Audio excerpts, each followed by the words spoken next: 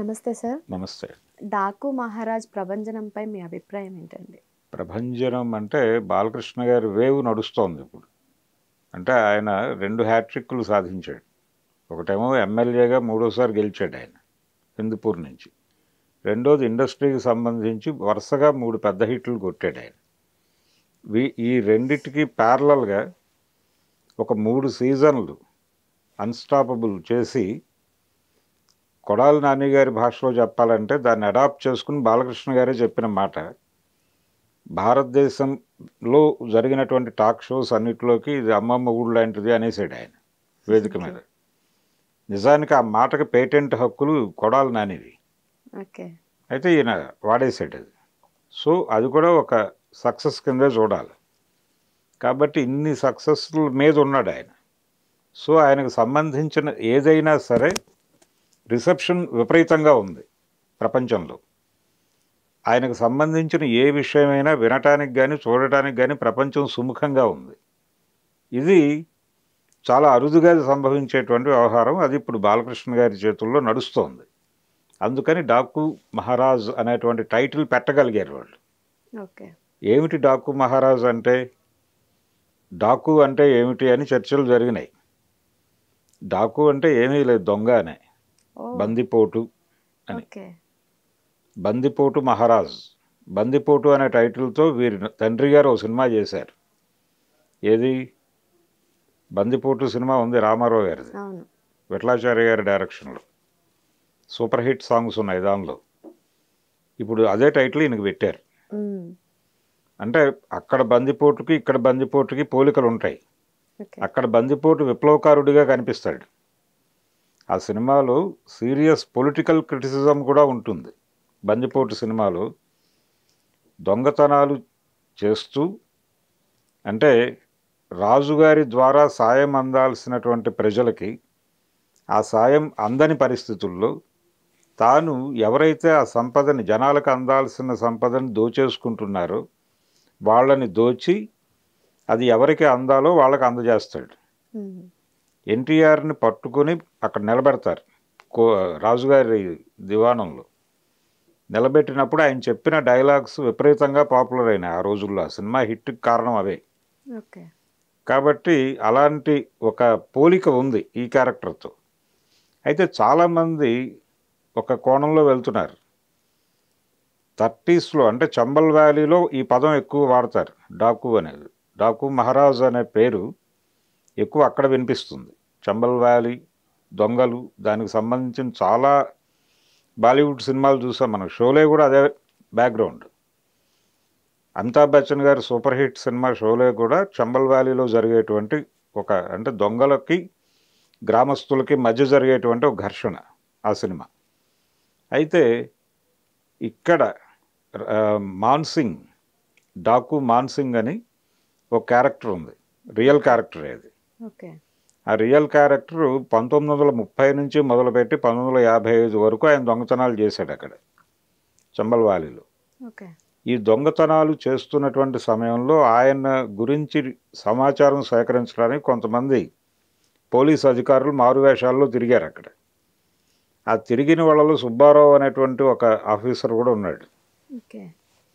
ఆయన ఒక ఊళ్ళో ఈయన ఈ పంచాయతీ అధికారుల్ని వాళ్ళనే కూర్చోబెట్టి మాట్లాడుతున్నాడు. ఎవరు? మాన్సింగే, డాకు. మాట్లాడుతుండగా విన్నాడు ఇతను జనంలో ఉండి మారువేషంలో. విని అతను ఇచ్చినటువంటి నివేదిక ఏంటంటే, ఇతని మీద రకరకాల కథలు ప్రచారంలో ఉన్నాయి, ఇతను చాలా దుర్మార్గుడు, దొంగ, అది ఇది అని. కానీ వాస్తవం అలా కనిపించటం లేదు నాకు.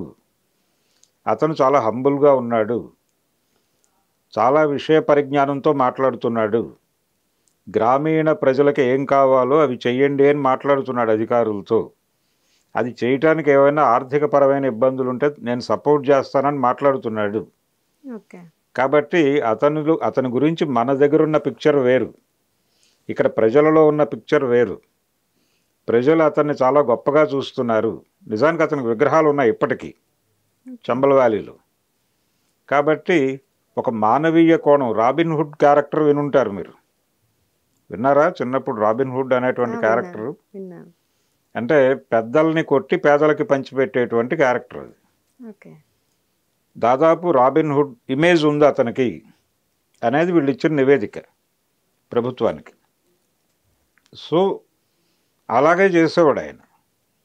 కాబట్టి ఈవెన్ నక్సలైట్ల మీద కూడా అదే ప్రచారం ఉండేది కదా, వాళ్ళు దొంగలు దొంగతనాలు చేస్తారు అని. మనీ యాక్షన్ అనే పేరుతో వాళ్ళు ఆర్థిక వనరులు సమకూర్చుకోవడం కోసం, ఆయుధాలు కొనుక్కోవడం కోసం కొన్ని సందర్భాల్లో అలాంటి కార్యక్రమాలకి పాల్పడ్డారు.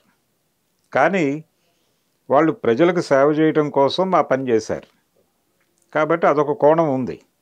వీటన్నిటినీ మిక్స్ చేసి ప్రజలకి ప్రభుత్వం నుంచి అందవలసిన సహాయం అందని పరిస్థితుల్లో, ప్రజలు ఒక దౌర్భాగ్య పరిస్థితుల్లో ఉన్నప్పుడు వాళ్ళని ఆదుకోవడం కోసం తాను స్వయంగా రంగంలోకి దిగి దాన్ని ఎస్టాబ్లిష్ చేస్తూ ఒక డైలాగ్ ఉంది ఆ ట్రైలర్లో, మొన్న రిలీజ్ అయినటువంటి డాకు మహారాజ్ ట్రైలర్లో. రాజ్యం లేని రాజు చేసేటువంటి యుద్ధం అని, గండ్రగొడ్డలి పట్టినటువంటి యమధర్మరాజు అన్నారు. అంటే సాయుధ పోరాటం చేస్తున్నటువంటి ఒక సామాన్యుడు అనే సెన్సే ధర్మాన్ని నిలబెట్టడం కోసం అనివార్యంగా గండ్రగొడ్డలు పట్టుకున్నాడు అనివార్య పరిస్థితుల్లో అని ఆ క్యారెక్టర్ని ఎస్టాబ్లిష్ చేశారు. రెండోది, ఆయన ఇప్పుడు ప్రజాస్వామ్యంలో ఎవరు? ప్రజలు ప్రభువులు. కానీ ప్రజలు ప్రభువులుగా ఉన్నారా? లేరు. కేవలం కాగితం మీదే ఉన్నారు. రియల్గా వాళ్ళే ప్రభువులు, కానీ వాస్తవంగా వాళ్ళని పక్కకి నెట్టేసి వేరే వ్యక్తులు రాజ్యం చేస్తున్నారు, ప్రజల్ని నామమాత్రంగా ఉంచి. ఎవరైతే ప్రభువులో వాళ్ళకి తగిన ప్రాధాన్యత కల్పించడం కోసం ఇతను యుద్ధం చేస్తున్నాడు అనే సెన్స్ ఏది ఆ డైలాగ్ వెనకాల.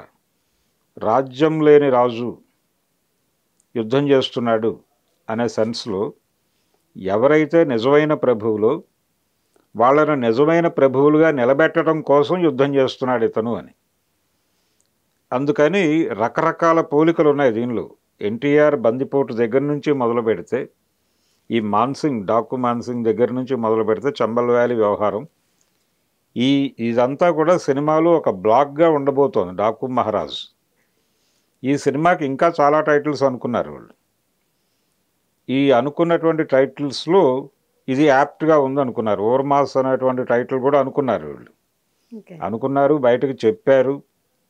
తర్వాత ఇంకొకటి సర్కార్ ఇంకేదో పేరు పెట్టి అదొకటి సర్క్యులేట్ అయింది. అంటే ఒక ప్రభుత్వ ఉద్యోగి అక్కడ ఏమీ చేయలేని పరిస్థితుల్లో ప్రజలకి ఒక రివోల్ట్ ఆలోచన చేసినప్పుడు ఇతనికి ఎక్కడో ఆ రెఫరెన్స్ ఉండొచ్చు. అట్లా ఈ సినిమా చాలా అంశాల చుట్టూ తిరుగుతుంది. ఒక రకంగా పొలిటికల్ కంటెంట్ ఉంది ఈ సినిమాలో అనేది ఈ సినిమా ప్రారంభమైనప్పుడే ఒక ఫిల్లర్ వచ్చింది జనాల ముందుకి. అందుకని బాలకృష్ణ గారు దీన్ని ఎన్నికల ముందే కంప్లీట్ చేసి రిలీజ్ చేస్తే మంచిది అని కూడా అన్నాడు ఆ రోజుల్లో. కానీ కాలేదు. వాళ్ళ ఒరిజినల్ ప్లాన్ ఎలక్షన్ కంటే ముందు రిలీజ్ చేయాలని. కానీ ఫైనల్గా ఇప్పుడు సంక్రాంతి రేస్లోకి వస్తోంది ఈ సినిమా. ఆ కంటెంట్ జనాలకు విపరీతంగా పట్టింది. అంటే చాలా ఎమోషనల్గా ఉంది. బాలకృష్ణ నుంచి ఆయన అభిమానులు మాత్రమే కాదు, ప్రజలు ఏం కోరుకుంటున్నారో ఆ కంటెంట్ అంతా ఉంది దానిలో. అంటే గండ్రగొడ్డలి పట్టిన యమధర్మరాజు అనే వాక్యమే ఆ క్యారెక్టర్ని విపరీతంగా ఎస్టాబ్లిష్ చేసింది. దీనిలో విప్లవం ఉంటుంది, రాజకీయం ఉంటుంది, అన్ని రకాల అంశాలు ఉంటాయి. బాలకృష్ణ నుంచి ప్రపంచం ఏది కోరుకుంటుందో ఆ ఎలిమెంట్స్ అన్నీ చాలా ఎమోషనల్గా చూపించబోతున్నారు ఈ సినిమాలో. సో ఆ సినిమాకి ఎటువంటి డోకా లేదు, అది చాలా పెద్ద హిట్ కొట్టే ఛాన్స్ అయితే ఉంది. బాబీకి కూడా ట్రాక్ రికార్డ్ బాగుంది. కేవలం బాలకృష్ణకి మాత్రమే కాదు, తను కూడా సక్సెస్ మీదే ఉన్నాడు. వాల్తేరు వీరయ్యకి పోటీగా బాలకృష్ణ సినిమా రిలీజ్ అయింది అప్పుడు. రెండు ఒకే పక్క డేస్లో రిలీజ్ అయినాయి. వీరసింహారెడ్డి అలాగే వాల్తేరు వీరయ్య. ఈ రెండు ఒకే ప్రొడక్షన్ హౌస్ నుంచి వచ్చినాయి, ఒకే నిర్మాత. అయితే ఈ రెండు సినిమాలు హిట్ అయినాయి. కాకపోతే వాల్తేరు వీరయ్య కొంచెం ఎడ్జ్ తీసుకుంది, కొంచెం ఎక్కువ సంపాదించగలిగింది ఆ సినిమా. ఇప్పుడు ఆ సినిమా డైరెక్టర్ బాలకృష్ణతో జతకట్టాడు. అదొక స్పెక్యులేషన్, ఈ సినిమా చాలా బిగ్ రేంజ్కి వెళ్ళబోతోంది అనటానికి. అట్లా బాలకృష్ణ గారి సినిమా మరొకసారి సంక్రాంతికి పెద్ద హిట్ కొట్టబోతున్నాడు, ఇంకో హ్యాట్రిక్ అంకురార్పణ చేయబోతున్నాడు అని అనుకోవచ్చు.